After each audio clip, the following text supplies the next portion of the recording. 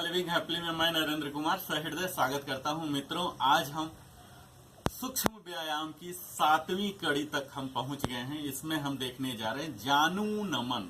जैसा कि आपको मालूम है, संस्कृत में जानू का मतलब होता घुटना, नी, और नमन का मतलब होता बेंडिंग, मोड़ना। तो आइए हम इसे सीधा ही करते हैं, अपने नी बेंडिंग का एक्सरसाइज करते हैं।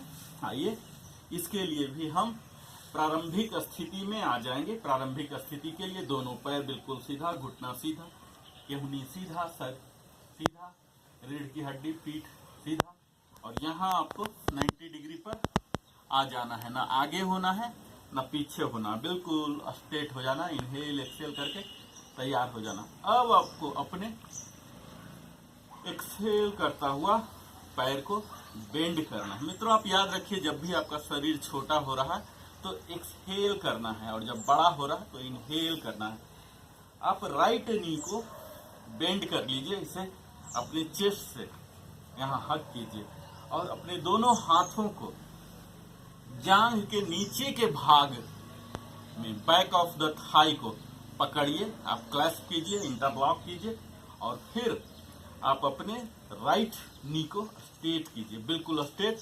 और ये ध्यान दीजिए कि यहाँ से 10 से 12 सेंटीमीटर के ऊपर पर ही आपका पैर रहे, और दोनों बाजू बिल्कुल सीधा रहे, और ये जो पंजे हैं बिल्कुल सीधा रहे। इस तरह से आप 3 to 5 सेकेंड बने रहिए, और फिर एक्सेल करता हुआ वापस आप कोशिश कीजिए आपका ये हिल ग्रॉइन एरिया तक पहुंचे जब ये वापस ला रहे हैं। और फिर से इनहेल करता हुआ इसे ले जाइए 10 to 12 centimetre above from the ground, और यहाँ आउटवर्ड रखिए। इस तरह से कम 3 to 5 सेकेंड बने रहिए। फिर बेंड कीजिए, यहाँ लाइए, कितना ला सकते हैं अंदर लाइए।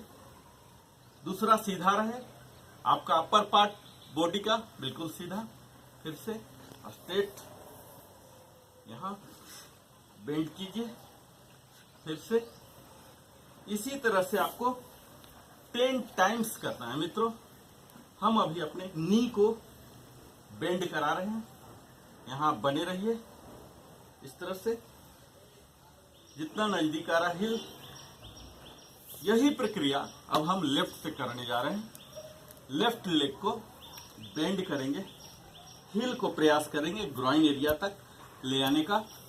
अपने दोनों हाथों से क्लैस्प करेंगे थाई के बैक को, और इसे सीधा कर देंगे, बिल्कुल सीधा, खुद सीधा रहता हुआ 10 to 12 centimetre above the ground रखेंगे।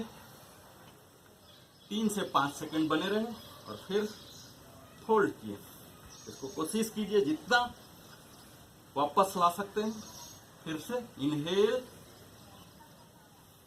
Exhale, inhale, exhale, inhale. जब आप बॉडी को एक्सटेंड कर रहे हैं तो इनहेल कीजिए ताकि ज्यादा ऑक्सीजन आए, और तभी आपका बॉडी फैल पाएगा। आपको यह देना है, आपके दोनों बाजू बिल्कुल स्ट्रेट होने चाहिए। हाँ, ऐसे खींचिए। इस तरह से आप 10 टाइम्स ईच लेफ्ट और राइट से कीजिए। अब हम मित्रों इसी के एडवांस वर्जन में जा रहे हैं। अब हम फिर से आ गए प्रारंभिक स्थिति में, दंडासन में। अपने बॉडी को नॉर्मल कर लिए, इनहेल एक्सेल कर।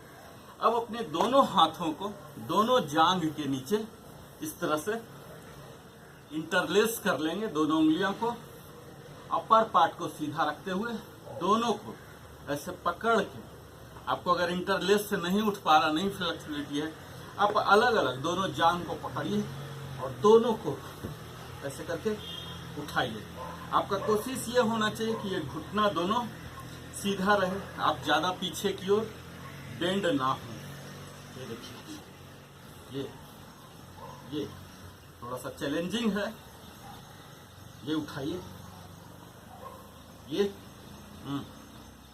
इस तरह से आप उठाइए।